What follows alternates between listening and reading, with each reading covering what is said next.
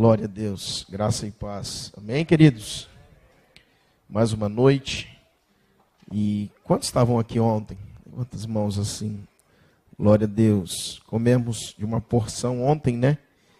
E hoje continua mais um pouco. E amanhã termina. Graças a Deus pela vida dessa igreja. Na verdade, Paulo ele sempre escreveu para a igreja da cidade. Amém? As denominações, na verdade, para Paulo nunca existiu. Porque Paulo sempre falou para a igreja da cidade. Amém? Paulo escrevia a Éfeso, Paulo escrevia a Tessalônica, Paulo escrevia a Éfeso, e assim Paulo ia descrevendo para a igreja da cidade.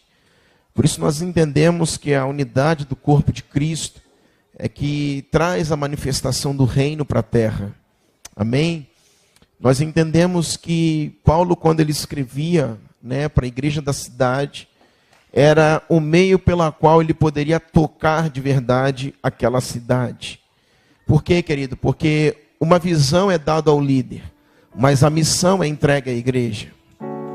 Amém? Quando a igreja ela começa a caminhar para desenvolver uma missão, uma visão foi dada a um líder, porém a missão, o desenvolvimento para chegar aonde o Senhor quer, é sempre construída e desenvolvida pela igreja. Por isso Paulo escrevia para a igreja da cidade. Paulo nunca escreveu, irmãos, apenas para os seus filhos na fé, que eram os pastores da cidade, como Filemão, como Tito, como Timóteo, mas sempre quando Paulo se referia, ele não escrevia ao Mevan, ele não escrevia a Assembleia de Deus, ele não escrevia a Presbiteriana, ele escrevia para onde, irmãos? Para a igreja da cidade.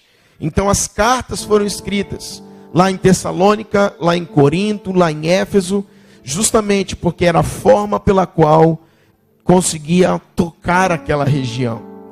E nós precisamos, querido, pegar esse princípio e entender que nós só vamos conseguir tocar a terra quando nós formos um. Você pode dizer amém comigo, querido? Eu preciso que você me ajude essa noite, senão eu paro. Aleluia. Dá só mais um pouquinho aqui, não sei se é de retorno. Aleluias. Nós precisamos apenas entender que a igreja da cidade é a única forma de nós tocarmos uma região. Há uma dificuldade de nós nos movermos como corpo. Há uma dificuldade de nós entendermos a movimentação da igreja como corpo. Só que, querido, a palavra do Senhor diz que o mundo vai nos conhecer quando nós formos um. Por isso, querido, quando nós alinhamos o nosso coração e somos um, aí sim nós começamos a entender que agora o Senhor pode tocar uma região. Hoje, querido, dia 7 de setembro, o dia da independência, é o dia que nós queremos, querido, profetizar. Quantos aqui oraram hoje pelo Brasil, pela nação? Poucos, né? A nossa prioridade, querido, como filho de Deus, é orar, querido, primeiro pela nossa nação, casa, cidade e nação. Amém? Nós precisamos entender, querido, que tudo aquilo que Deus vai fazer, vai ser através da igreja. Não existe nenhuma instituição maior do que a igreja. Nem os governadores, os políticos são maiores do que a igreja. A autoridade foi entregue à igreja. Quando a igreja sobe ao seu nível de autoridade, ao seu lugar de autoridade, a igreja, querido, governa sobre uma região. E nós precisamos entender isso, querido. E hoje, eu queria que você ficasse de pé em nome de Jesus. Eu queria que você orasse comigo. Deixa eu dizer uma coisa para você, eu preciso da sua ajuda hoje. Por quê? Porque eu quero que você participe comigo. Porque nós não somos apenas telespectadores. Nós somos participantes daquilo que Deus está fazendo. Amém? Eu costumo dizer na minha igreja, quando as pessoas estão muito assim me olhando, é igual o professor, né? Ou está entendendo nada ou entendeu tudo. Aleluia. Você não vai ficar bravo comigo hoje não, né? Mas eu sei porque o Senhor quer, sabe, comunicar algo aos santos hoje. Ontem nós começamos, hoje Ele quer continuar. Eu queria que você começasse a orar onde você está aí. Tem alguém que pode me ajudar isso? Vai, aumenta esse teclado. Vamos liberar o Espírito sobre a nossa nação. Hoje, dia 7 de setembro.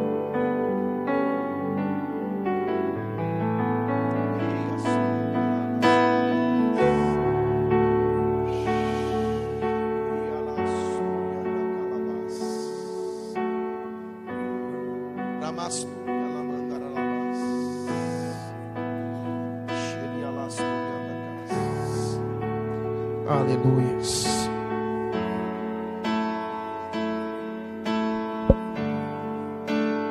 Aleluias. Espírito Santo, em o nome de Jesus, nós oramos pelo Brasil nesse momento.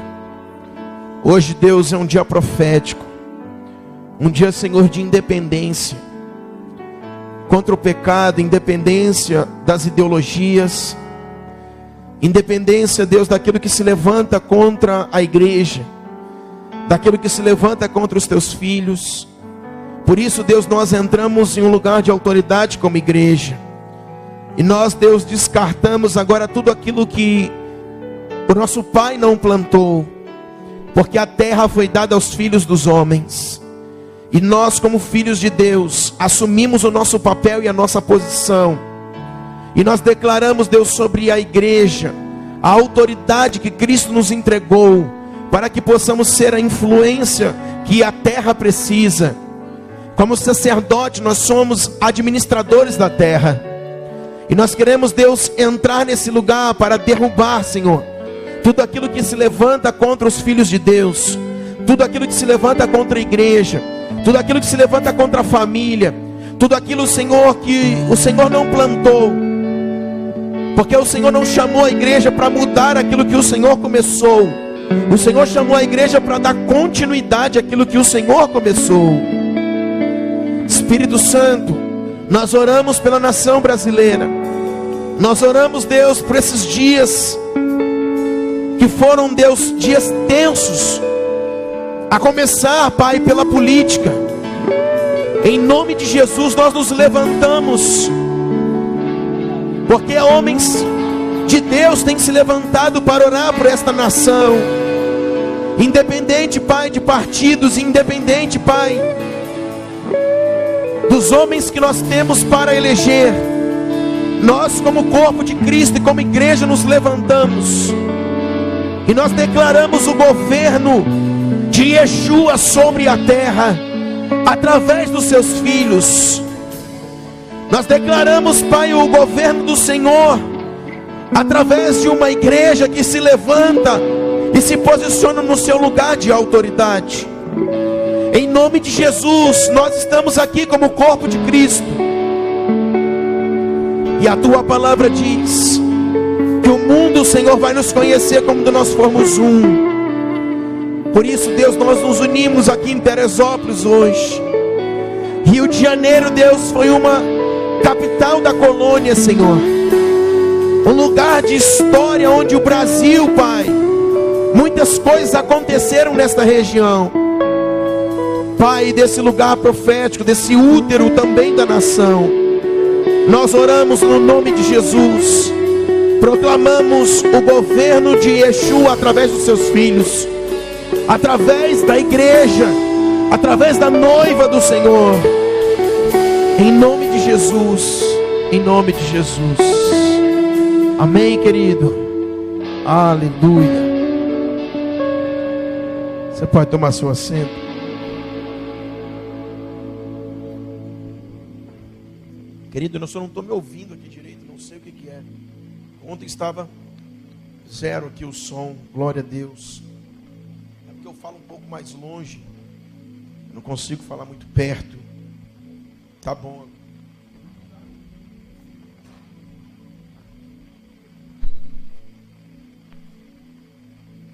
Glória a Deus. Amém. Eu preciso de um barulho aqui no meu ouvido, senão não funciona. Amém, queridos? Graça e paz. Pegue a sua Bíblia, vamos trabalhar, né? Louvamos a Deus por essa noite. Como disse, uma noite profética, uma noite apostólica, Uma noite onde o Senhor quer estabelecer a sua igreja a um lugar de autoridade. Amém? Eu queria trabalhar com você hoje, querido, um pensamento, caminhar com você em cima daquilo que começamos, em cima daquilo que começamos a desenvolver ontem. Essa tarde eu estava com o pastor Guilherme. Eu entendo que esses ajuntamentos, esses lugares, quando nos ajuntamos, nós estamos aqui, nós não podemos perder aquilo que Deus está falando e fazendo. Amém? Nós entendemos que quando nós ouvimos aquilo que Deus está falando, nós entramos naquilo que Deus está fazendo. Amém? Eu queria bloquear todo espírito de distração nesse lugar. Eu queria que as pessoas não se movimentassem mais. Não importa, irmãos, podemos ter 10 pessoas aqui. Mas, como eu falei ontem, John Wesley, ele queria 5 pessoas. Ele falou, me dê 5 que são igual a mim, e eu tocarei esse mundo. E ele tocou, irmãos, porque os homens saíam de todo lugar para ir para a Alemanha e ver John Wesley queimar. Ninguém foi atrás de John Wesley para dizer assim, como fazer alguma coisa. Não, como queimar. Como ter essa fome, essa sede pelo Senhor. E John Wesley, irmãos, a sua vida falava mais alto. Não era o que ele fazia. Por isso nós estamos atrás de muitas coisas de como fazer. Mas o Senhor tem procurado uma igreja que precisa buscar de como ser e não como fazer. Porque quando eu sou, automaticamente eu vou ter. Aleluia. A igreja por muito tempo, e como diz o apóstolo Luiz Hermínio, eu acho que eu já comecei a pregar. Aleluia. Como eu sempre digo, querido, o que define um homem e uma mulher de Deus não é aquilo que a gente ama, mas é aquilo que a gente combate. Por quê, pastor? Porque se eu falar para você, você ama Cristo? Amo. Mas você é a favor do aborto? Sim. Então eu começo a ver que talvez você não ama as escrituras de verdade, como você falou. Uma pessoa não é definida pelaquilo que ela diz que ama, mas ela é definida pelaquilo que ela combate. Se eu perguntar para você, você ama o Senhor? Sim. Mas vamos agora descobrir a essência disso. O que que agora você combate? E se tudo aquilo que Deus abomina, você também não combate e não abomina, alguma coisa está errada. E nós começamos a entender que nós somos o resultado não apenas daquilo que amamos, mas daquilo que combatemos. Por isso eu quero trabalhar com você uma metanoia, uma mudança de mentalidade hoje. Ontem eu fiquei um pouco tímido, aleluia.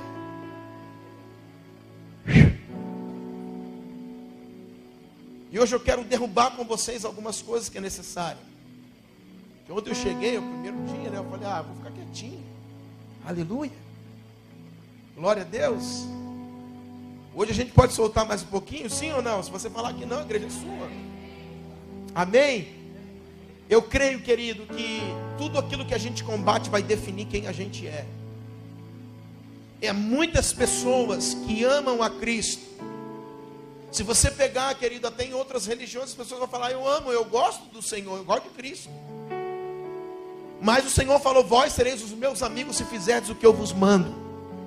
A partir da hora, querido, que eu não combato aquilo que Deus abomina, eu começo a definir quem eu sou em Deus. Eu começo a definir quem eu sou. Nesse encontro profético, nós não temos tempo para jogar a conversa fora. Nós estamos aqui para definir algumas coisas. Por quê, pastor? Porque eu entendo que nesses dias o Senhor está definindo algumas coisas na sua igreja. Por quê? Porque por muito tempo, querido, nós andamos talvez em uma via paralela. Nós pegamos talvez o acostamento, mas o Senhor agora está trazendo a sua igreja para o seu lugar. Como assim, pastor? Eu posso, Jesus disse, eu sou o caminho, a verdade e a vida. Mas eu posso estar no caminho, mas não conhecer o caminho. Quantos estão no caminho? Muitos. Quantos conhecem o caminho? Poucos.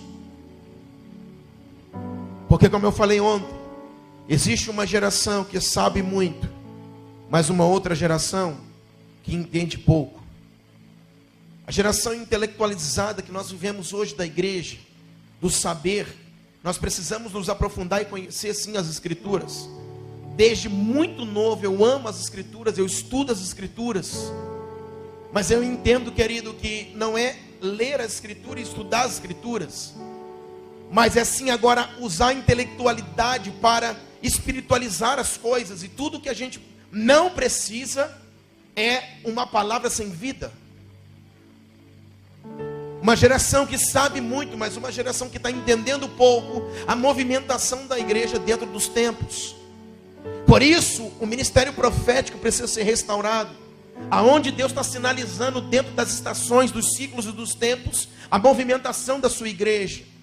Os profetas desse tempo estão trazendo a igreja para o seu lugar de autoridade. E quando eu digo profeta, não é o dom profético, não é o dom lá de 1 Coríntios, mas isso que eu falo, dom ministerial. As pessoas que fluem no encargo profético, que vão saber reposicionar a sua igreja, que vão ter uma profecia que não é que Deus vai te dar um carro, mas uma profecia para falar para a igreja qual é o lugar que ela deve andar, como ela deve se posicionar.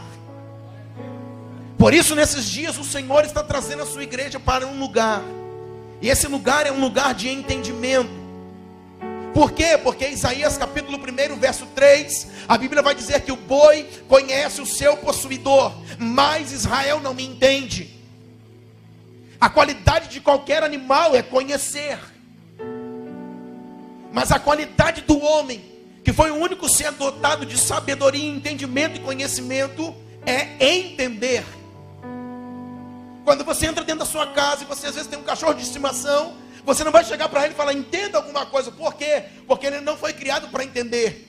Ele foi criado às vezes para conhecer. Por isso ele conhece o seu dono. Mas o único ser dotado de entendimento é o homem. Por isso Deus cobra da sua igreja não apenas conhecer, não apenas saber, mas entender. E tudo que eu preciso nesses dias é entender alguma coisa. A despeito dos tempos, dos fins dos tempos, a despeito da movimentação da igreja, a despeito de como é o modelo que nós falamos ontem. Existe um modelo e um padrão celestial que o Senhor estabeleceu para a sua igreja. Cristo, quando veio estabelecer esse modelo. Por isso não basta apenas eu estar no caminho, eu preciso conhecer o caminho.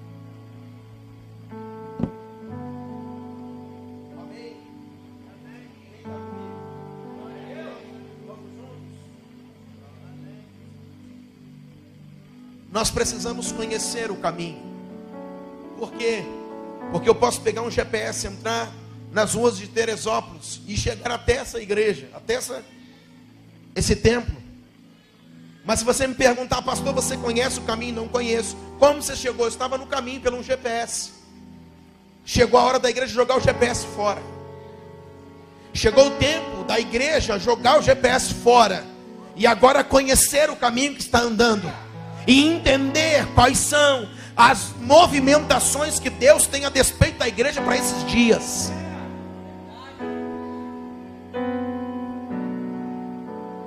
Nasci praticamente numa igreja pentecostal. Amo o Pentecoste, amo a busca pelo Espírito. Mas eu entendi que por muito tempo, querido, a nossa busca só criou movimentos.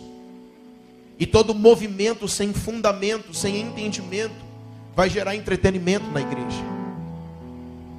O Senhor quer calçar, fundamentar a sua igreja. Não adianta, querido, a gente se mover. Todos os avivamentos que houveram na América, eles fundaram uma faculdade. Harvard, por exemplo. Quando você olha a história dos avivamentos dentro de uma linha do tempo, nós olhamos para a América, nós vamos ver uma faculdade que foi estabelecida. Por quê? Porque homens não apenas se moveram no poder, mas homens entenderam o que Deus sinalizava para o seu tempo. Por isso, querido, que não nos basta apenas nós estarmos dentro de uma congregação, de uma igreja local, dentro inserido num ministério. Nós precisamos entender dentro dos tempos aquilo que o Senhor está falando. Existe especificamente algo que o Senhor quer falar nos nossos dias. Pega a sua Bíblia comigo, abre em Deuteronômio capítulo 6. Deuteronômio 6, a partir do 4.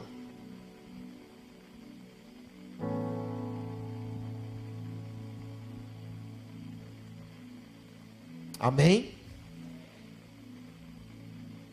Diz assim: ouve, Israel, o Senhor nosso Deus é o único Senhor. Amarás, pois, o Senhor teu Deus de todo o teu coração, de toda a tua alma e de toda a tua força. 6. E essas palavras que hoje te ordeno estarão no teu coração.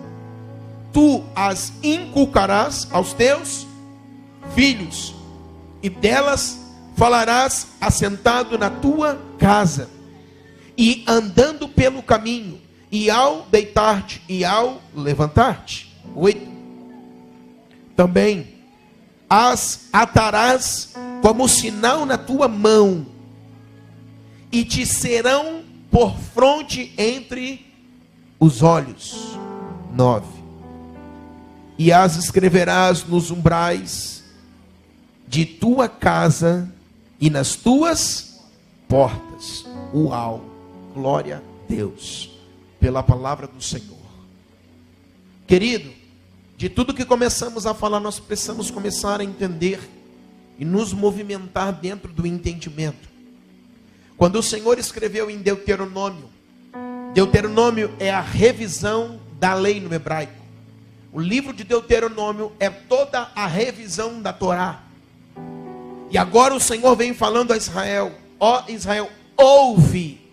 A palavra ouvir no hebraico vem de Shema. Shema significa, para o judeu, ouvir e obedecer é a mesma raiz, Shema. Isso significa, todas as vezes que Deus falava a Israel, o ouvido e o coração de Deus era: uma vez que eu falei, automaticamente Israel vai obedecer. Por quê? Porque a raiz da palavra no hebraico é a mesma. Então, ouvir e obedecer para Deus estão na mesma instância. Então Deus está dizendo, todas as vezes que eu falar a Israel, Israel automaticamente vai obedecer. E o que o Senhor vem dizendo mais? Eu quero que Israel ouça. Mas para Israel não é apenas obedecer. É agora, o Senhor está falando e dando uma ordem no capítulo 6. Hoje, a partir do 5, amarás o Senhor teu Deus de todo o teu coração, de toda a tua alma e de toda a tua força. 6.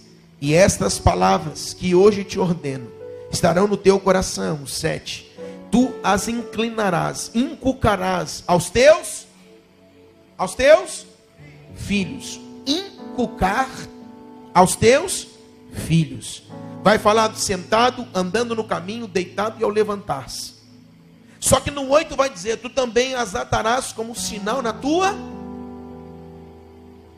mão, e te serão também por frontal entre os olhos. Olha para cá. O Senhor está chamando a atenção dentro do Devarim, que é o Deuteronômio, revisão da lei. O Senhor está falando o seguinte: ouve, ó Israel. Mas para você, Israel, não é ouvir, entrar pelo ouvido e sair pelo outro. Ouve, ó Israel, à medida que eu ouço, eu obedeço. Porque tudo aquilo que eu ouço e não obedeço, eu estou em desobediência.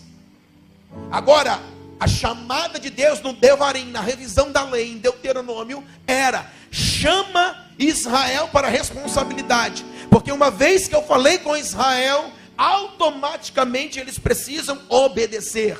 Chama. Só que Deus agora vai dar uma ordem nos versículos seguintes. Deus está chamando a atenção de Israel. E Deus vai falar o seguinte agora para Israel: você pega e inculca as minhas palavras nos teus filhos. Uau. O que é inculcar?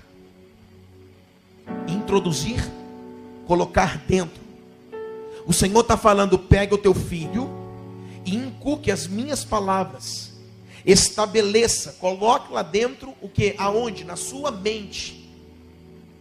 Depois o Senhor vai falar mais: e agora ata também sobre a sua mão e a sua fronte. A minha pergunta é: o que Deus estava falando a Israel no Devarim, na revisão da lei? Eu preciso uma atenção especial, que essa próxima geração, eles precisam estar com a minha lei inculcada, os meus mandamentos e preceitos inculcado na mente. E eles precisam agora carregar na sua mão e na sua testa. Só que, irmãos, quando a palavra do Senhor diz aqui que ele deveria também as atarás como sinal na tua mão e te serão por frontal entre os olhos, olha para mim. Deus não estava falando para colocar uma placa na testa do seu filho, ou estava? Pegue comigo, senão você não vai entender o final. Como inculcar na fronte? Como colocar no meio dos olhos, na fronte do menino? O Senhor estava falando, no centro da sua mente, precisa estar a minha vontade e os meus preceitos. O Senhor não estava falando de algo estereótipo.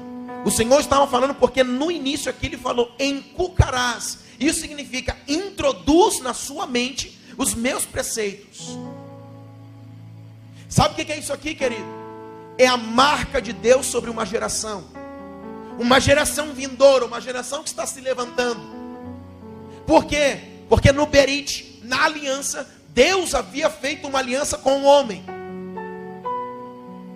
Só que agora Deus está vendo que essa próxima geração precisava ser guardada. Por quê? Porque essa geração não poderia se perder. Os princípios, a lei, os mandamentos do Senhor precisavam se perpetuar nas gerações, nas descendências vindouras. Então o Senhor está falando agora, pegue o menino.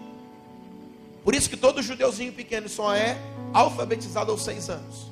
Mas hoje, entre aspas, nós colocamos os nossos filhos com 2 anos nas escolas. E o judeu é radicalmente contra isso. Nós queremos que com 3 anos nosso filho esteja lendo tudo. Só que não tem ninguém mais inteligente e sábio do que os judeus. E eles só colocam os seus filhos aos 6 anos. Porque eles entendem que a partir dos 6 anos começa o desenvolvimento do caráter e da personalidade de uma criança. E eles entendem que nesse tempo eles precisam do afeto da casa, da mãe e do pai. Por isso essa criança só é colocada aos 6 anos. O que o Senhor está falando aqui? Nasceu. O afeto do pai e da mãe está sendo liberado. Mas quando agora chegar até os 6 anos, a criança vai sair para estudar. Mas antes que ela saia para estudar, antes do estudo, comece a inculcar as minhas palavras. Ate sobre a mão e sobre a testa. Por quê, pastor? Porque a mão fala do serviço e a testa fala do quê? Da mentalidade. A mão fala do comportamento e a mente fala da mentalidade. Por quê? Porque todo pensamento modela um comportamento dentro de uma geração. Por isso que nós estamos falando aos políticos desse tempo, aonde nós queremos combater o comportamento, mas não edificar o entendimento.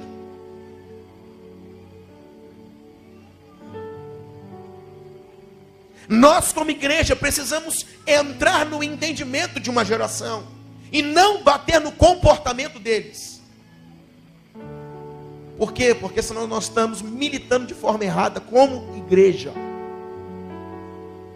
Nós precisamos entender, querido, que o Senhor está falando claramente no Devarim a Israel, na revisão da lei, para que agora eles pudessem entender que essa geração vindoura, que precisa estar em aliança com Deus, eles precisavam inculcar as palavras, os mandamentos e os preceitos do Senhor. E o Senhor está dizendo mais: modela agora o pensamento para que o comportamento seja o resultado de um pensamento. Quem está comigo? O que o Senhor está falando aqui? O Senhor está falando o seguinte: existe uma marca que precisa marcar os meus filhos. E essa marca não é fora. Essa marca é aonde? Na mente. Por quê? Porque uma vez que eu marco a mente, eu marquei o comportamento. Uma vez que eu marquei o entendimento, eu vou marcar também o entendimento. Conversando esses dias com um grupo de pastores e políticos da nossa nação, nós militamos contra o aborto. Mas nós, como igreja, lutamos para que a lei não seja aprovada. E isso é um papel deles, amém. Mas o papel do sacerdócio não é lutar contra ninguém contra o aborto. O papel do sacerdócio não é ir contra um comportamento. O papel do sacerdócio é ir contra um entendimento. Porque toda mulher que for a uma clínica fazer o aborto, com lei ou sem lei, ela vai, mesmo que seja um lugar clandestino. Mas quando eu mudo o entendimento dela, mesmo que a lei seja aprovada, ela não vai mais lá. Esse é o fundamento da igreja verdadeira. Essa é a posição da igreja. Esse é o lugar onde a igreja deve estar.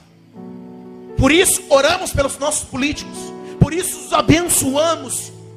E por isso que eu sempre digo que os políticos precisam de mentores espirituais.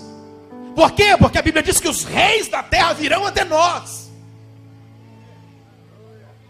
Não é nós ficarmos na mão deles. Porque os reis da terra virão até nós. Isso não é uma questão de soberba. Isso é uma questão que a Bíblia diz e tem que ser assim. Por isso, querido, nós entendemos que um pensamento que Deus está estabelecendo a Israel precisa ser inculcado na mente dos nossos filhos. Por que dos filhos, pastor? Porque antes que alguma coisa lá na frente aconteça, com uma geração que Deus está levantando em Israel, esses filhos já estão calcados, já estão fundamentados nos preceitos do Senhor. O que Deus está fazendo? Se antecipando, porque quem se adianta governa. Deus está dizendo: eu já estou lá na frente. Quando Satanás quiser lá na adolescência tirar um dos filhos de Israel do caminho, pegar um adulto lá na frente ou uma mulher, eu já inculquei as minhas palavras e os meus preceitos na sua mente. Porque quem está lá na frente consegue se antecipar e governar. Como Daniel era um profeta além do seu tempo, que começava a ver além do seu tempo. O que o Senhor está dizendo agora? Pegue esta criança e inculque na sua mente. Olha o que ia acontecer. Abra sua Bíblia comigo em Números 15.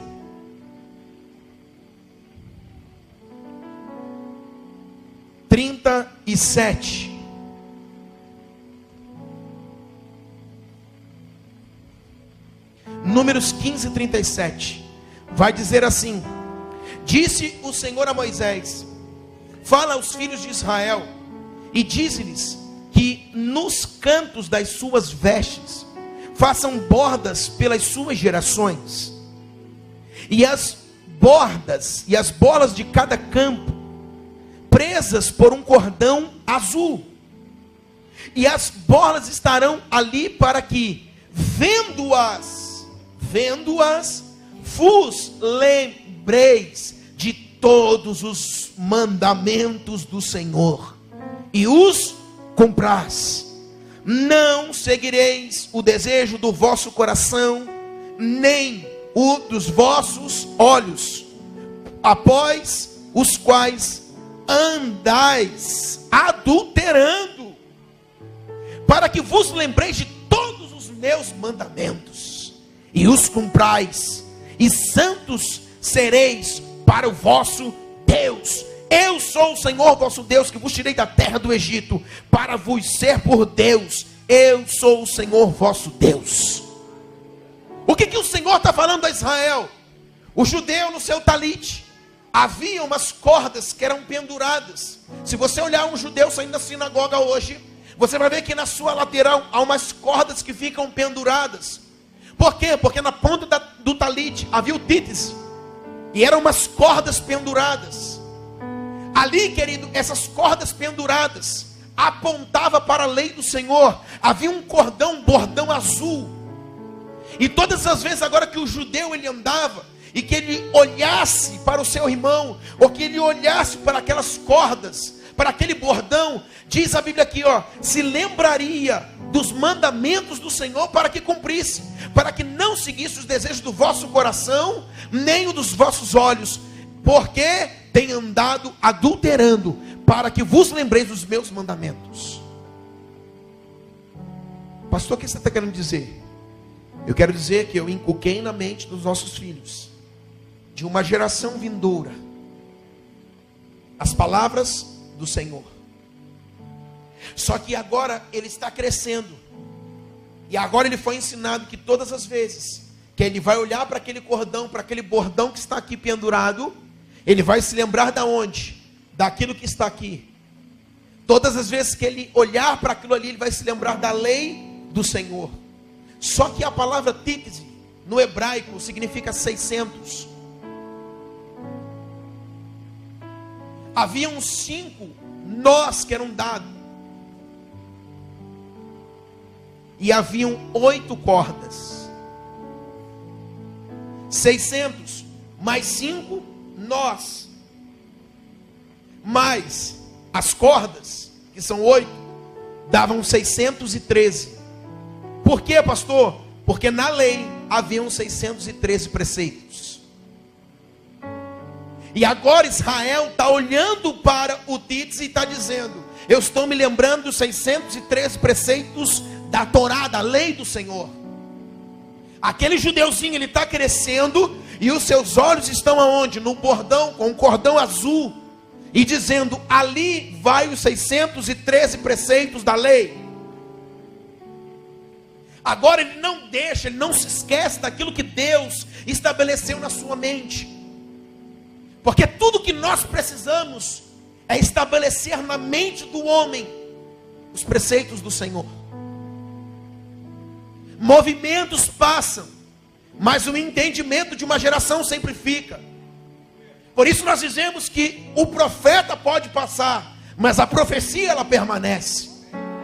Por quê? Porque a profecia muitas vezes ela vem gerar um entendimento na mente do homem. E agora o profeta pode até passar, como homens da Bíblia passaram, mas a profecia ela permanece. Por isso nós devemos trabalhar o entendimento de uma geração. Se nós queremos trabalhar no modelo celestial, se nós olhamos agora e nos amparamos naquilo que Deus estabeleceu no céu, e que seja assim na terra como é no céu, nós precisamos ter a mente do Senhor. Porque eu só consigo manifestar aquilo que é de Deus, quando Deus colocou em mim os seus preceitos. Porque senão a Bíblia está dizendo aqui, ó, para que não ande segundo os desejos do vosso coração, nem dos vossos olhos. Se eu agora não inculcar na mente aquilo que Deus está estabelecendo, eu vou caminhar segundo os desejos do meu coração e segundo aquilo que eu vejo. Por que a igreja tem se frustrado dentro dos tempos? Por que tem sido tão difícil para a igreja hoje romper como noiva do Senhor? Porque nós estamos andando segundo os desejos nossos. Porque nós estamos andando segundo os desejos daquilo que vemos. Mas quando nós olharmos, vai ativar dentro de nós aquilo que um dia nos foi inculcado. E vamos nos lembrar da lei do Senhor, dos seus mandamentos. Por isso o judeu estabelecia isso no seu filho. E agora o seu filho ia crescendo. E o seu filho olhava agora para ele, ou para o seu companheiro, ou para o seu amigo, ou para o seu irmão. E agora ele conseguia ver a lei do Senhor. Estava onde? No bordão, nas cordas. Aonde apontava para 600. Aonde apontava para 8 cordas. E aonde apontava para 5 nós. Que aponta para 613. Que eram os preceitos da lei do Senhor na Torá. Sabe o que eu estou dizendo para você? Que nós estamos pegos.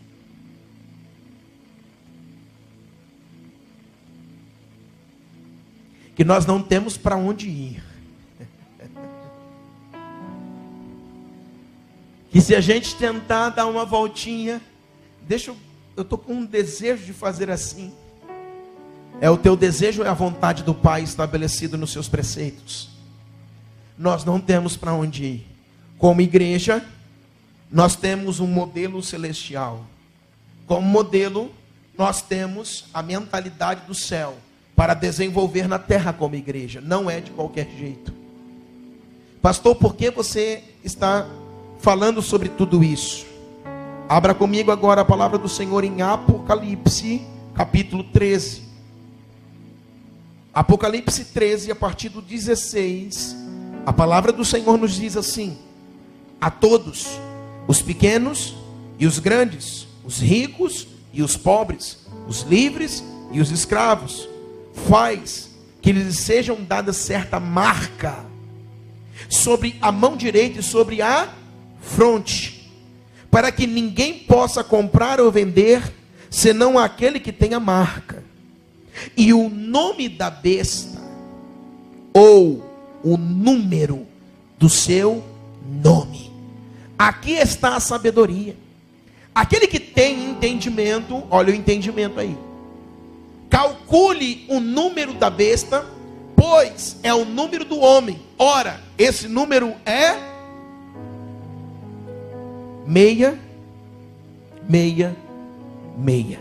666.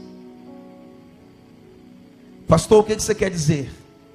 No Devarim, na revisão da lei, da Torá, Deus está dizendo, não tem mais como passar. Aqui é o limite, é a revisão da lei. Inculque sobre uma geração na fronte. Isso significa no centro da sua mente, aonde é o campo das ideias, aonde é o grande campo de batalha, a mente do homem, aonde tem o entendimento, a escolha, os pensamentos, os desejos. Inculque as minhas palavras. Por quê, pastor? Porque agora, não apenas isso, ele andava com os bordões e com aquelas cordas que tem na ponta do talite, que é o tizite, que apontava para os 613 preceitos da lei. Por quê? Porque eles não podiam se esquecer da lei do Senhor. Pastor, mas você está falando da lei, a gente está na graça. Deixa eu só dizer uma coisa para você. Porque hoje banalizaram a graça de Deus e a lei também virou, todo mundo, tudo que a gente fala agora é religioso, é a lei, é isso aqui. Se você não sabe, o Senhor, quando pisar na terra, Ele vai governar a terra com a lei de Moisés, tá? E Yeshua, quando voltar, Ele vai vir governar a terra com a Torá, com a lei de Moisés. Pastor, mas a lei era assim. Irmãos, só tem raiva e alergia da lei o desobediente. Quem está comigo? Porque quem ama a lei é o obediente. Por quê? Porque a lei para ele, vamos dizer assim, cai como uma luva, né? Ele falou glória, aleluia. Por quê? Porque ele é obediente. A lei não confronta ele, a lei só confronta o desobediente. Pastor, então você está pregando? Não, não estou pregando a lei, eu estou falando da lei do Senhor. Porque a lei, por toda a Bíblia, ela caminhou. O Senhor pegou os 10 mandamentos e resumiu nos 2 grandes mandamentos. Por quê? Porque os primeiros 4 mandamentos falavam da relação com o próximo, e os outros 6 falavam da relação com Deus, ou vice-versa. Só que a palavra do Senhor está dizendo que agora a lei permanece. Porém, o Senhor agora só estabeleceu, resumiu para que o povo pudesse entender. Tudo está dizendo, ame o Senhor de todo o seu coração, de toda a sua alma, e ame o seu próximo. Você vai estar cumprindo a lei do Senhor. Então a lei permanece. Nos movimentamos em graça. A graça é a forma como Deus pode atrair o homem. Porque no regime da lei, o homem chegava com o pecado e morria. No regime da graça, o homem chega para Deus e tem vida. Mas no mesmo momento que ele tem vida para ser colocado a lei dentro dele. Mas isso a gente deixa para um outro momento. Pastor, o que você está dizendo em Apocalipse capítulo 13? Apocalipse capítulo 13, verso 16 vai dizer o seguinte: quem tem entendimento agora calcule. Existe uma marca. Mas espera aí, pastor, o Senhor falou em Deuteronômio lá que tinha uma marca. Sim, a marca de Deus, os 613 preceitos. Só que agora no Apocalipse, A Bíblia está nos informando e comunicando aos santos que existe uma outra marca. Então uma marca está batendo com a outra. Qual é a marca? 666. Pastor, o que é isso? É aquele chip. Ei, a partir de hoje tire da sua cabeça isso. Porque nós cansamos de ver igrejas, pastores, com todo respeito à nossa classe, que eu os amo demais. Mas nós precisamos entrar nas escrituras e entender o que a Bíblia está falando para nós. O que o Pai quer comunicar aos santos. Quando a Bíblia fala sobre os 666, que confronta os 613 preceitos, que confronta aquilo que o Senhor mandou colocar aonde? Veja que é igual, querido. A marca da besta está falando, coloca na mão direita ou na testa. O que o Senhor tinha falado aos filhos de Israel? Inculca na mente e também ata sobre a sua mão. Por quê? Porque o pensamento modela o comportamento. Como está o meu coração, assim vai estar o meu serviço. Moisés, coloque a mão dentro do peito. Moisés coloca. Tira agora, Moisés. Moisés tira. Agora a sua mão está leprosa. Por quê? Porque como está a sua mente, o seu coração, assim estará o seu serviço. Moisés, coloque novamente. Ele coloca. Tira, Moisés. Ele tira. Agora ele olha, está como de uma criança a sua mão. Como está o teu coração, Moisés? A sua mente. Assim estará o seu serviço. O que o Senhor está falando aos filhos de Israel? E agora o que o Senhor está falando à sua igreja no Apocalipse? Existe uma marca que será colocada. Mas é um chip, é um pedaço de arroz, é isso. Vai controlar, vai... O número 666. A Bíblia está dizendo aqui. Aqui está a sabedoria. Aquele que tem entendimento, calcule o número da besta, pois é o número do homem. Pega comigo. A lei tinha um 613. 613. Só que o Tite apontava para 600.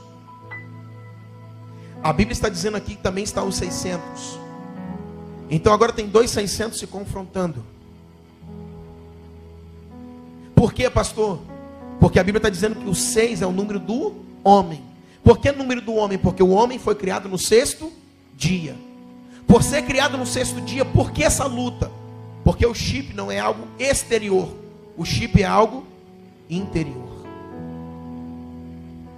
Por que, pastor? Porque o único ser dotado de entendimento, sabedoria, conhecimento, escolha, foi o homem.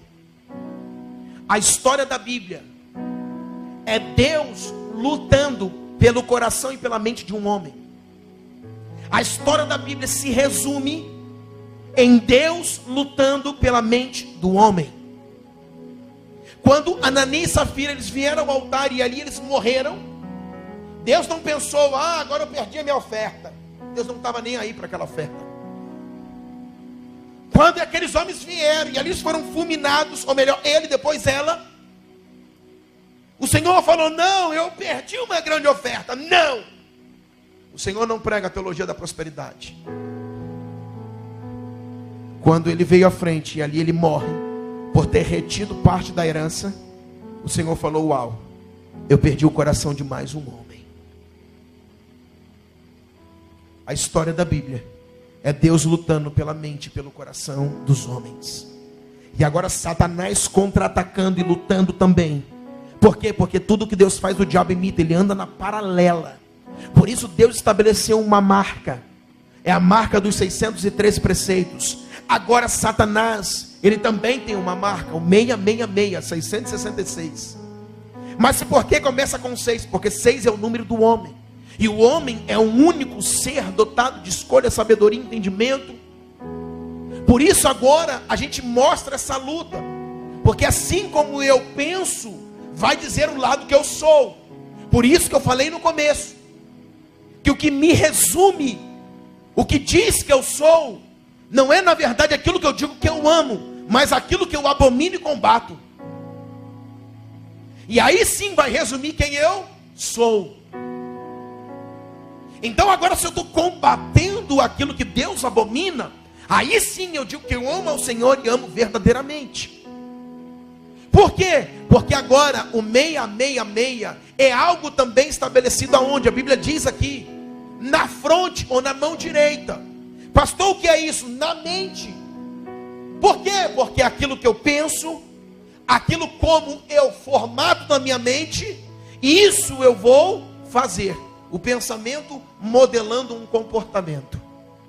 Por isso a marca seria na testa e na mão direita. A marca seria na mentalidade e na prática, no serviço. Como assim, pastor? Porque como lá os 613 eram preceitos, a marca do 666 significa, na Babilônia, o panteão dos deuses da Babilônia eram 600. Haviam 600 deuses da Babilônia. O que o Senhor está nos comunicando aos santos da igreja? Que nós não podemos mais, irmãos, ficar atrás de coisas vãs. Nós não podemos mais, irmãos, ficar sem entender aquilo que Deus está comunicando nos últimos dias da sua igreja. Por quê? Porque o número 666 aponta para 600 deuses da Babilônia, que vai agora inculcar uma mentalidade babilônica nos seus filhos. Por quê? Porque 600 deuses da Babilônia, que era o panteão dos deuses, cada deus tem uma cultura. Por quê, pastor? Porque quando até o Senhor manda guardar o sábado, e agora Roma muda o sábado para o domingo, nós estamos falando o seguinte: a mente de Roma é o domingo, porque Sunday, isso significa o sol, porque havia uma cultura de adorar o Deus Sol.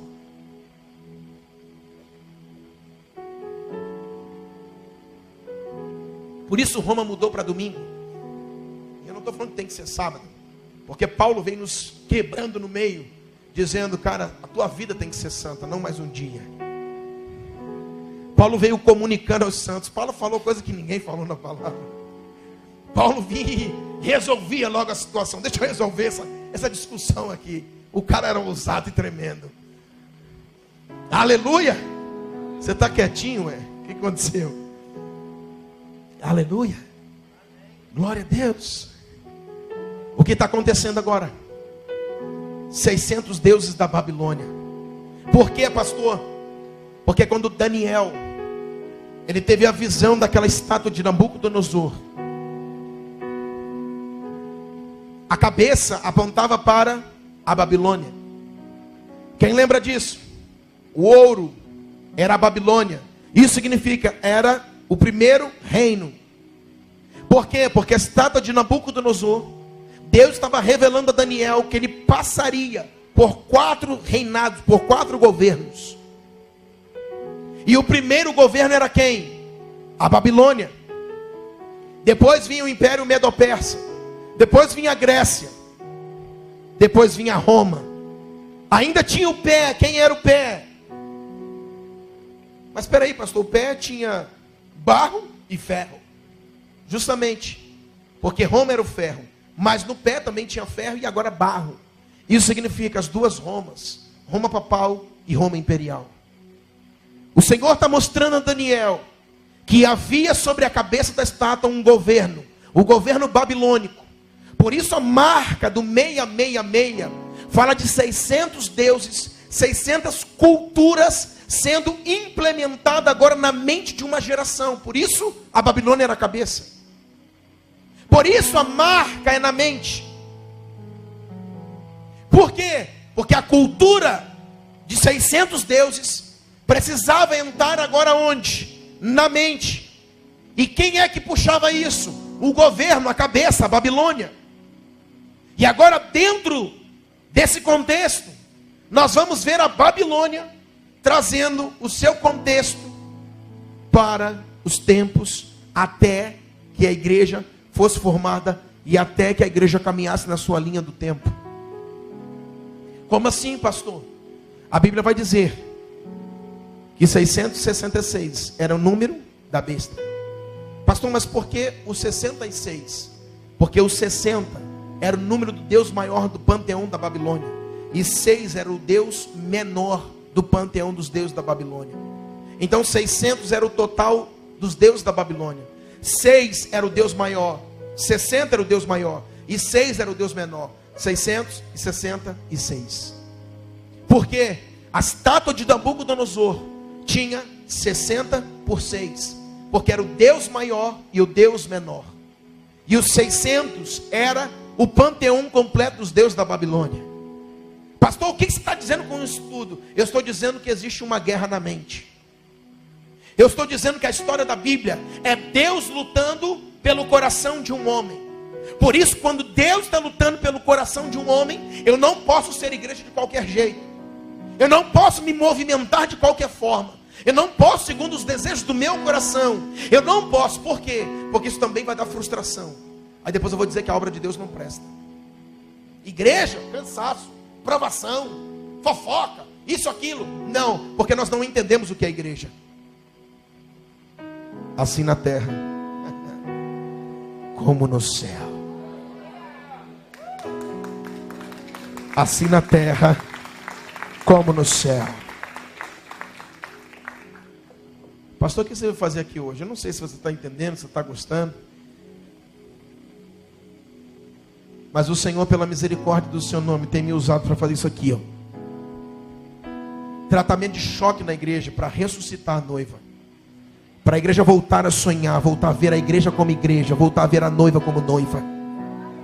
É isso que eu tenho feito por onde eu tenho andado. Eu não vou atrás de ofertas, não vou atrás de dinheiro, não vou atrás de fama. Eu sou um profeta escondido. Quem me conhece sabe.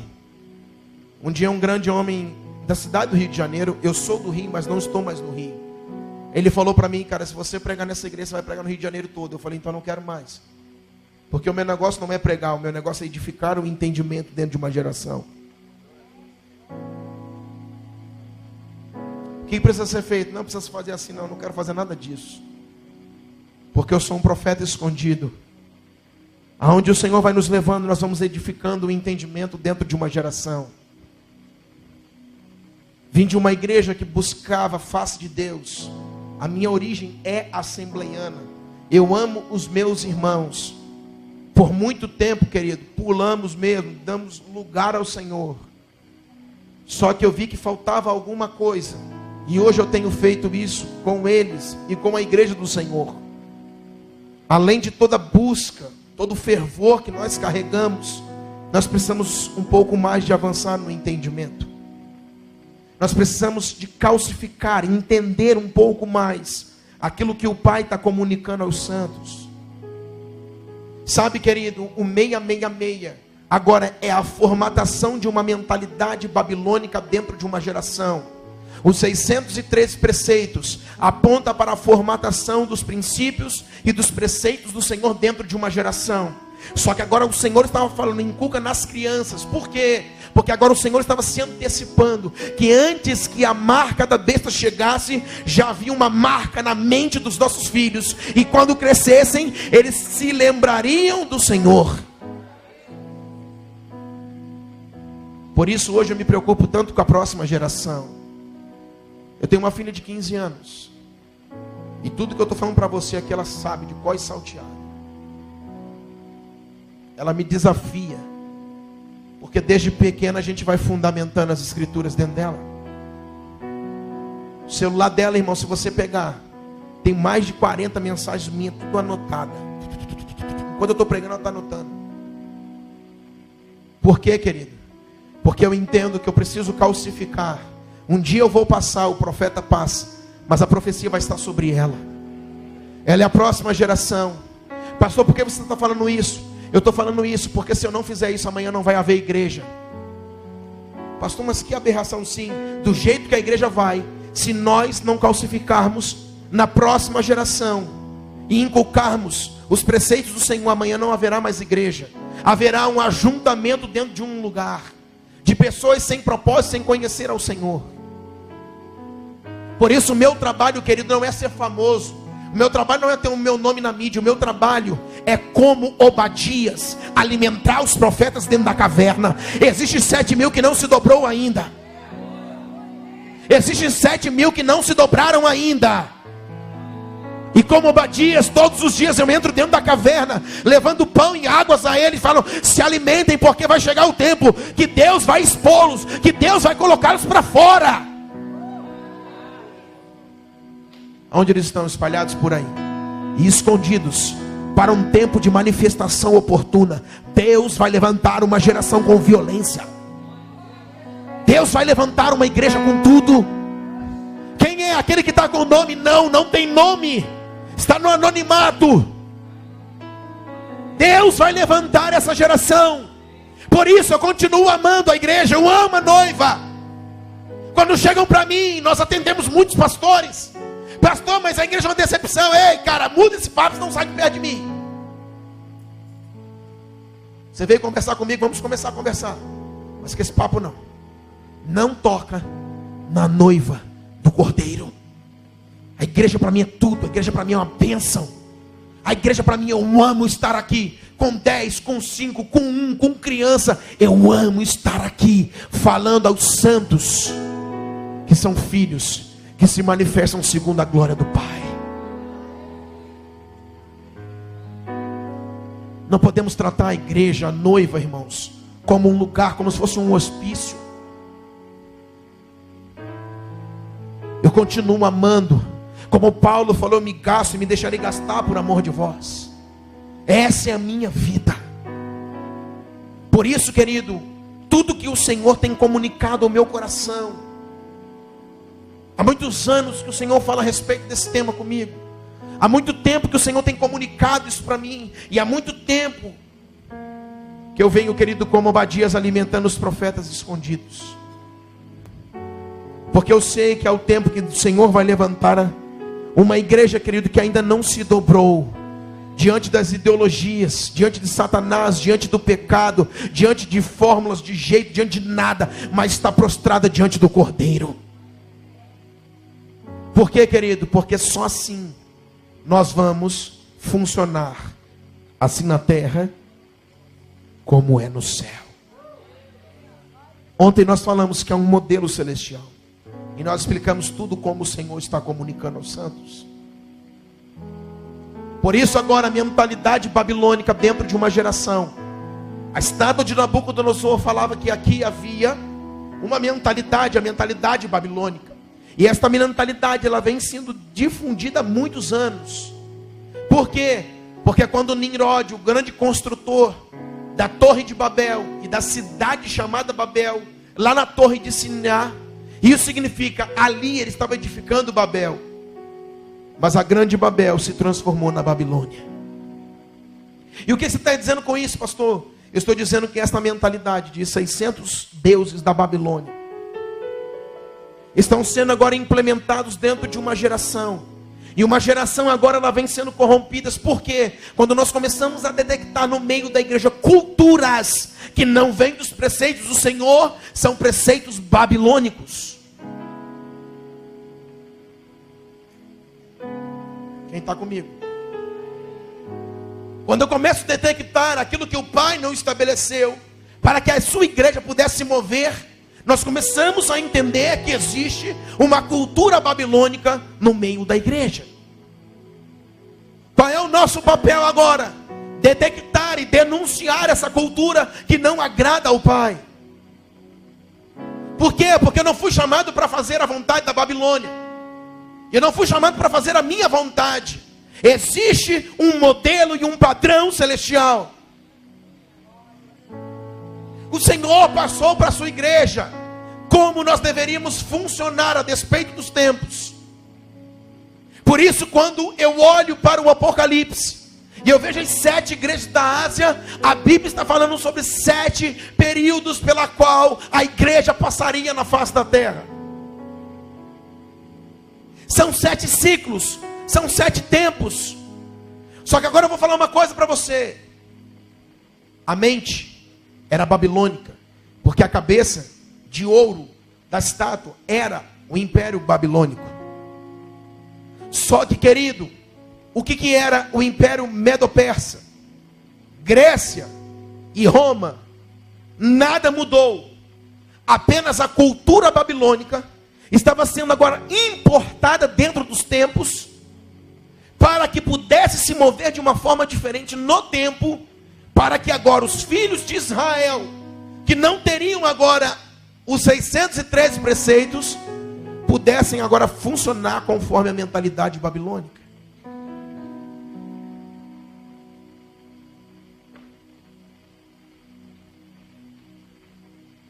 Babilônia,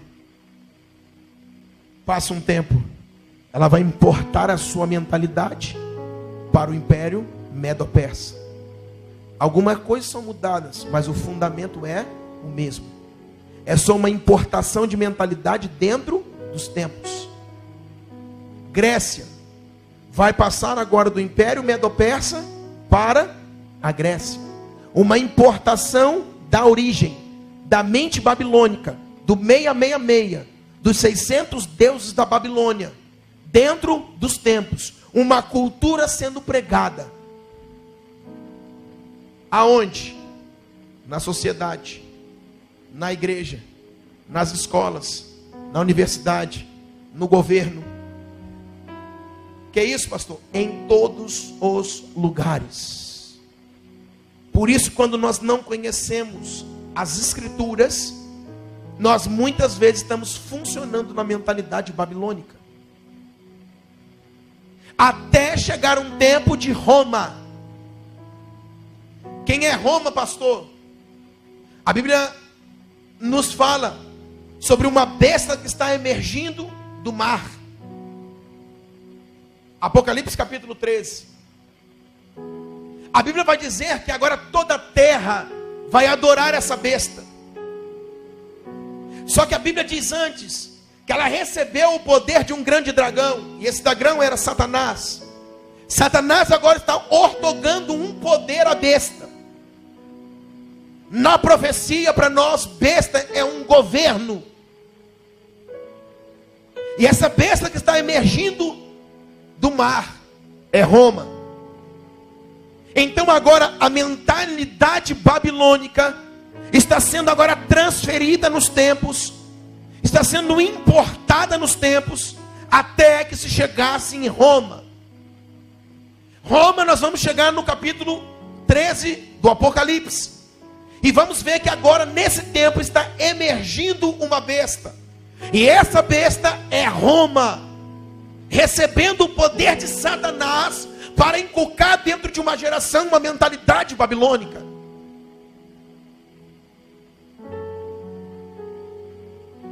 Por isso, em 548 mais ou menos, foi oficializada a igreja de Roma. O que é isso, pastor?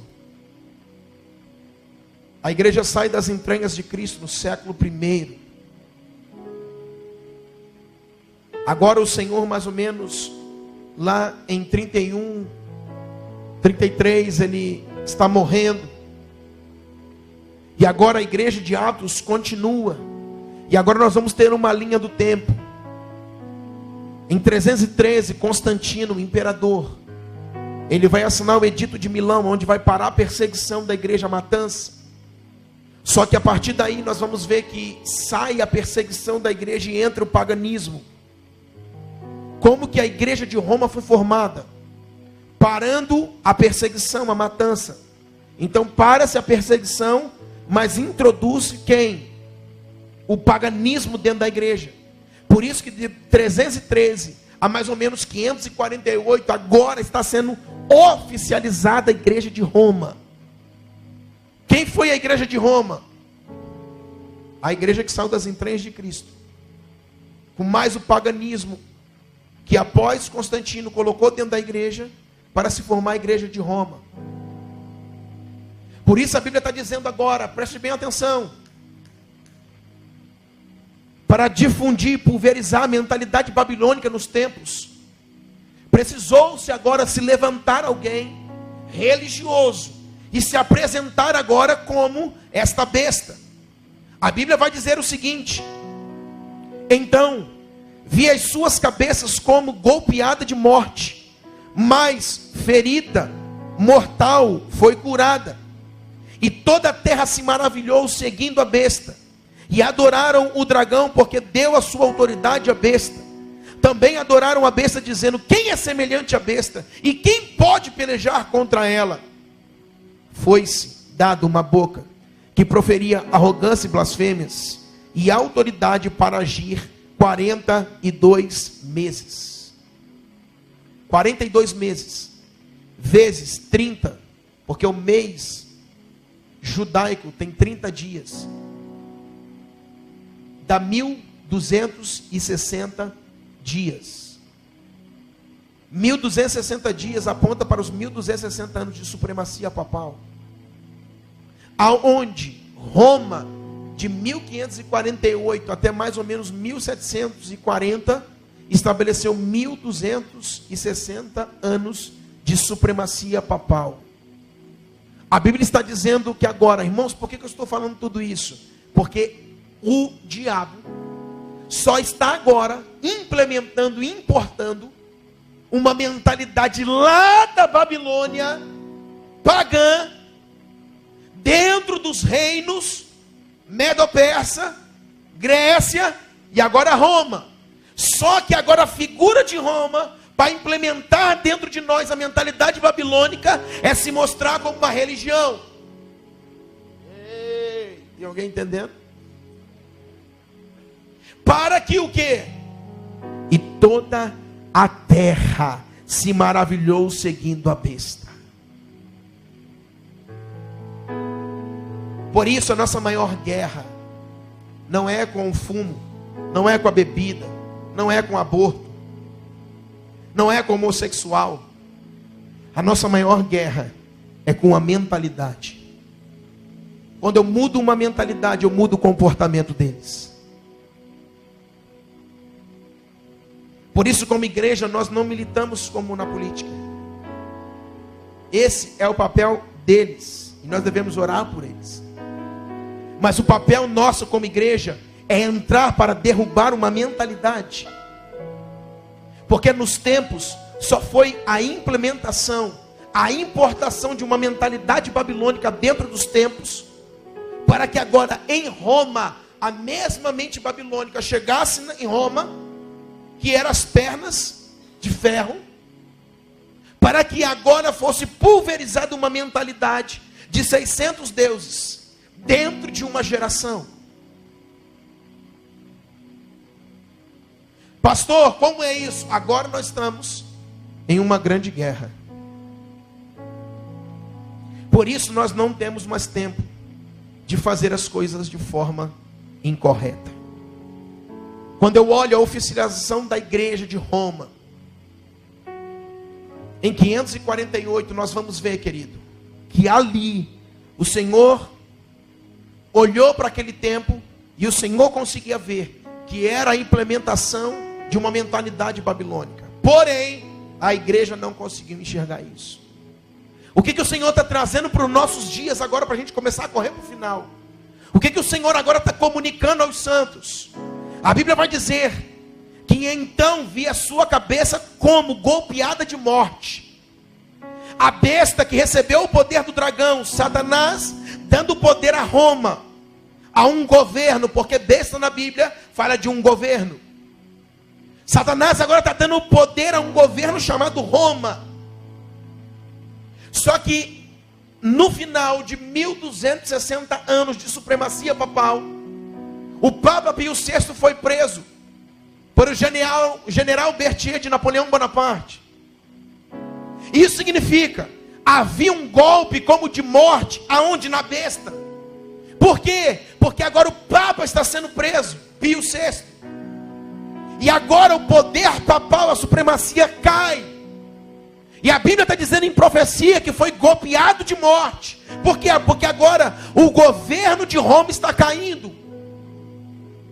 Só que a Bíblia vai dizer, mas esta ferida mortal foi curada. Quando, pastor? Anos depois, Mussolini pega 44 hectares no Vaticano e entrega e forma o Estado do Vaticano. E a Bíblia vai dizer que quando foi levantado o Vaticano, adoraram, então e toda a terra se maravilhou, seguindo a besta.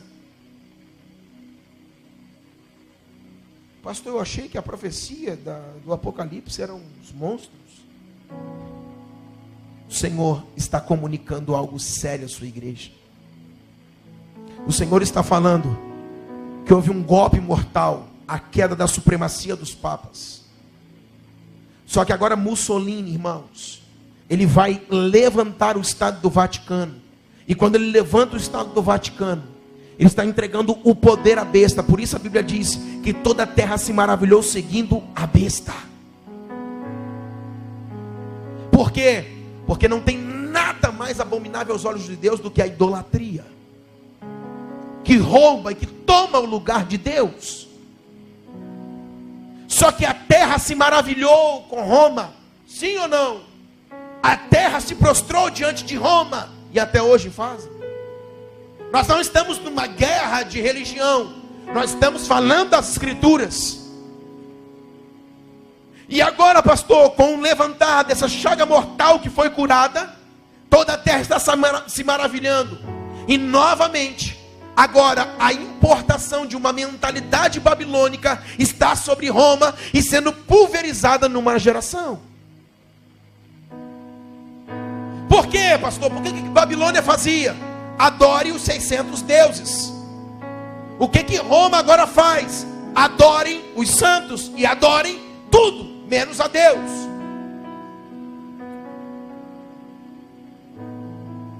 O que a igreja evangélica, o que os filhos de Deus precisam entender?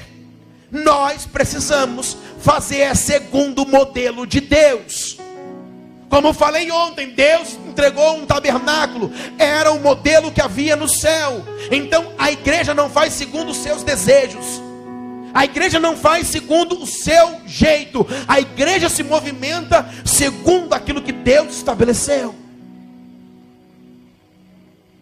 Por quê, pastor? Porque tudo aquilo que nós fazemos, que Deus não estabeleceu, é uma mentalidade babilônica, reprovada por Deus. Por quê? Porque antes que a mentalidade babilônica viesse, Deus queria estabelecer nos seus filhos os 613 preceitos, a sua lei dentro do homem, na sua mente. Pastor, mas por que toda essa história? Porque a cada dia eu vejo a igreja morrer. Porque a cada dia nós vamos observando, querido, que as pessoas não têm mais desejo, que as pessoas não querem mais nada, que as pessoas não acreditam mais na igreja, que as pessoas estão desanimadas, que as pessoas abandonaram tudo, que as pessoas desistiram. E eu não estou falando aqui de um ministério, eu estou falando de uma vida com Deus fervorosa. Pastor, mas eu não prego na igreja. Cara, prega ali naquela cantina, pega um jovem ali e vai discipular ele. Pastor, mas tem uma praça ali, ó, tem uma cidade, tem as nações, tem o Brasil. Querido, você não tem lugar na igreja, mas você tem lugar em Deus. O que a gente não pode parar é o fervor de pregar um evangelho que conduz uma cultura do céu dentro de uma geração. O que eu não posso parar é de pregar uma cultura de Deus dentro de uma geração.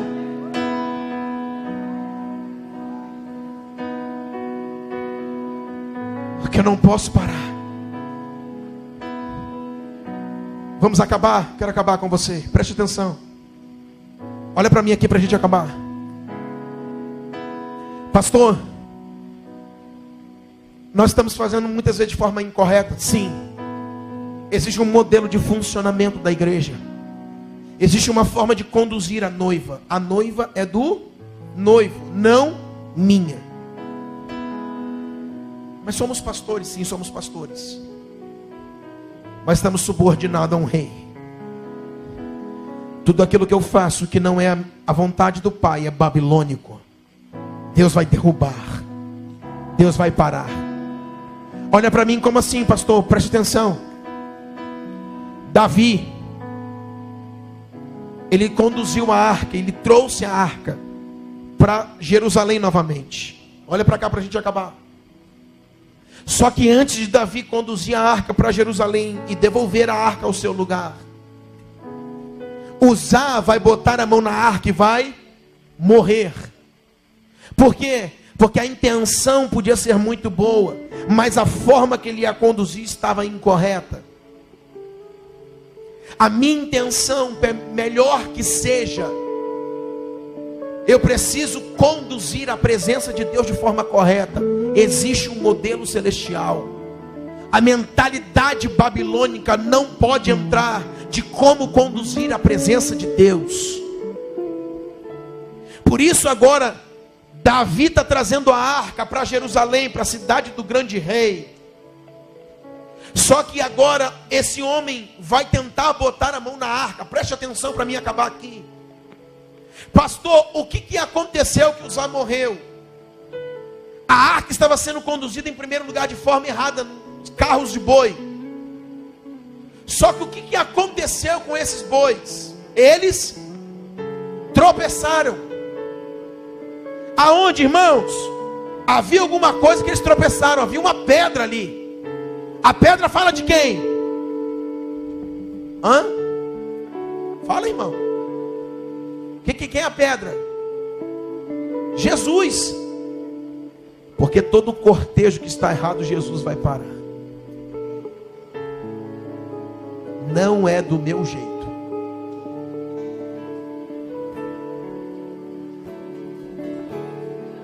A pedra vai parar o cortejo. Pastor, minha intenção é a melhor. Está segundo o modelo? Então para. Se você não parar, ele vai te parar. Você vai tropeçar. E não obstante de tropeçar, pode haver morte. Cuidado. Não obstante de tropeçar, pode haver morte. Cuidado. E agora o que vai acontecer? Olha para mim. Só que Davi agora, ele está vindo, está conduzindo a arca. Ele para por 3 meses. Ele pega a arca novamente. Depois de pegar a arca novamente, o que vai acontecer? Ele vai levar para Jerusalém. Baixa só um pouquinho. Ele vai levar para Jerusalém. Só que quando ele entrar em Jerusalém, o que vai acontecer? A arca ficava onde? No tabernáculo. Havia um lugar chamado Gibeon, que era a cidade sacerdotal. E a arca deveria ser conduzida para onde? Para o tabernáculo. A arca tinha que ficar onde? Além do véu. Irmãos, olha para mim. Só que o que Davi fez, querido? A Bíblia vai dizer que Davi mandou montar uma tenda. Monte uma tenda e deixa a arca aqui. Coloque a arca dentro da tenda e vamos celebrar o Senhor. Como assim? Entenda que nós não podemos nos mover em uma mentalidade do meia, de uma cultura babilônica. A cultura que nós temos, o modelo, o padrão é celestial. Por quê, pastor? Porque agora Davi está chegando e Davi agora vai colocar a arca dentro dessa tenda.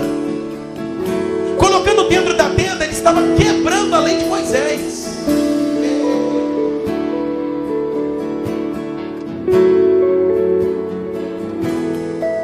Como é que eu termino? Pastor, como é que ele não fez o que a lei de Moisés dizia e não morreu? Porque ele não estava quebrando a lei. Pastor, que aberração. Não, ele não quebrou a lei. Porque Hebreus capítulo 10 vai dizer que a lei era a sombra das coisas futuras. A lei só apontava para uma forma que Deus queria trazer ao seu povo. Moisés, na verdade, Davi entendeu o que ninguém entendeu. Agora ele está pegando a arca e está botando a arca para onde? Exposta ao povo. Ele não levou para Gibeon, para a cidade sacerdotal, aonde havia no monte, e colocou a arca lá no tabernáculo. Ele não fez isso. Ele falou: faça-lhe uma tenda e coloque a arca dentro da tenda, e vamos agora deixar onde? Perto do povo. Porque a presença é para o povo. Pastor, mas ele quebrou a lei. Na verdade, para Deus ele não quebrou a lei. Ele só entendeu o que ninguém entendeu. Ele só entendeu o modelo celestial. Ele só não tinha uma mente babilônica. Mas também ele não foi na lei de Moisés, porque ele sabia e ele entendeu que Deus queria comunicar de como conduzir a presença de Deus. Por isso agora ele falou: faça-lhe uma tenda e deixa agora a presença no meio do povo. Sabe o que eu quero dizer para você?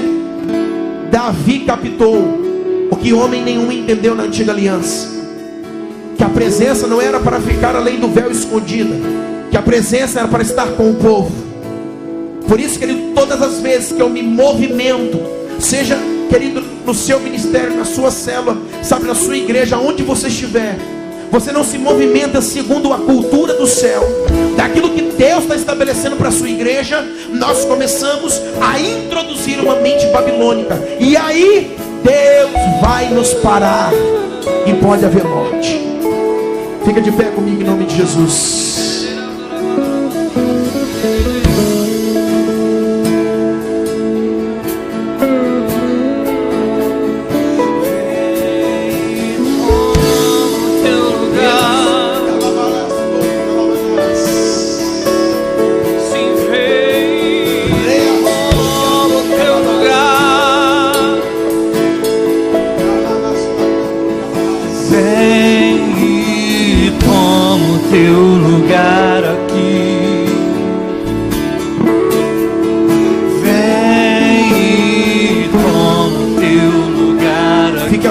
Na casa do Pai, querido.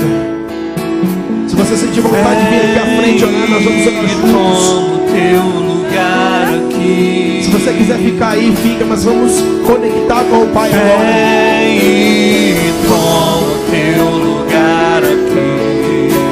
Se você sentir vontade, venha, vamos orar juntos. Vem e toma o teu lugar aqui.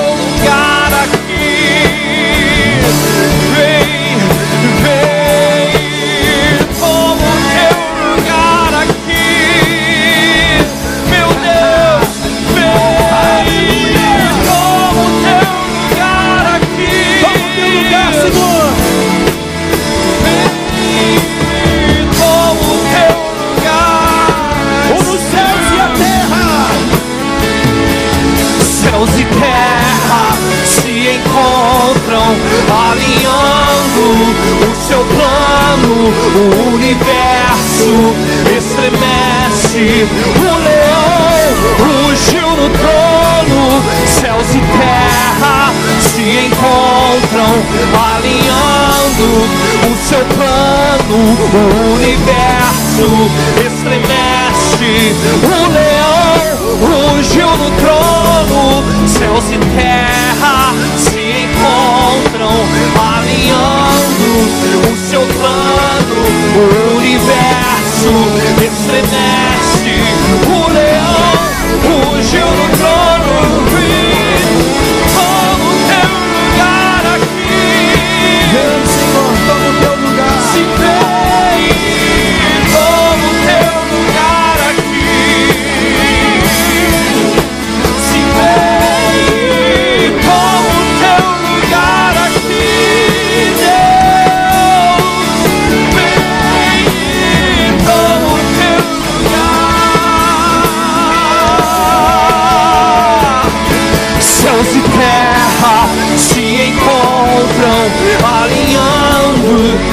seu plano o universo estremece.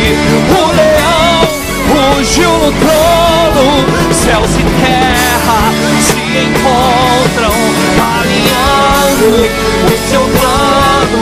O universo estremece. O leão rugiu no trono. Alinha céus e terra, Senhor. Alinha os céus e a terra.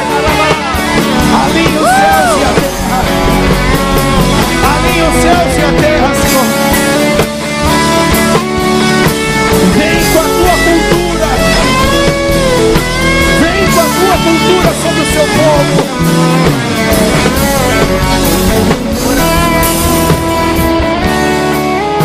Traz a tua cultura. Traz a tua cultura sobre a nossa geração. Nós não seremos, Deus, marcados pela uma mentalidade que é aquilo que o Senhor abomina.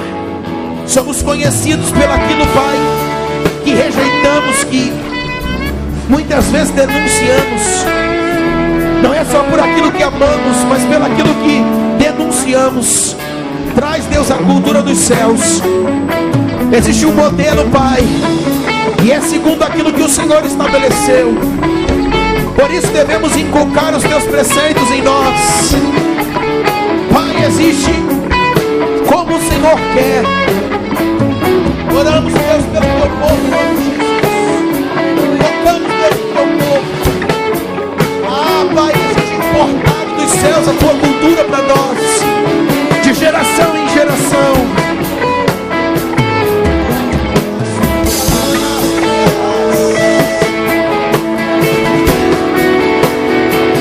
Vem, Senhor. Vem, Senhor. Quebra, Deus, a frieza da igreja do Brasil. Quebra, Senhor, as ideologias que o Senhor abomina. E importa a mentalidade do céu para nós.